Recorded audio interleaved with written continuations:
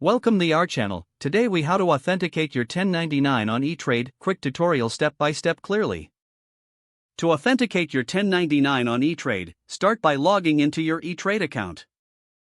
Navigate to the Accounts tab on the top menu. Select Tax Documents from the drop-down options.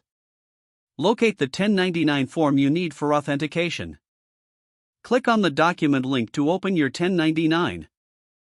Review the information on the form to ensure it matches your records.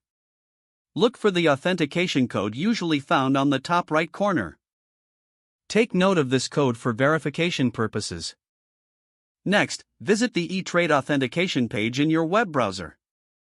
Input your authentication code in the designated field. Provide any additional required information, such as your social security number. Click on the Authenticate button to proceed. Wait a moment for the system to process your information. Once authenticated, your 1099 will display complete details for your review. You can now download or print your 1099 for your records. This ensures you have an officially verified document for your tax filings. If the page does not load, refresh the browser or try again in a private or incognito window. Make sure you are using the correct email address, then retype it carefully to avoid small typos. If your password is not accepted, use the reset option and create a new strong password you can remember.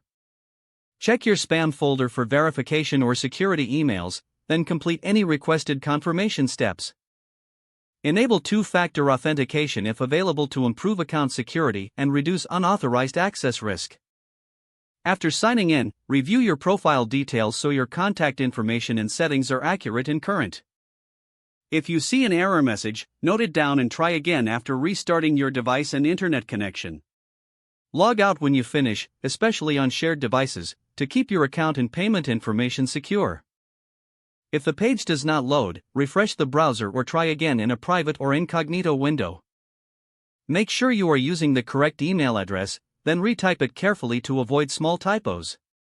If your password is not accepted, use the reset option and create a new strong password you can remember.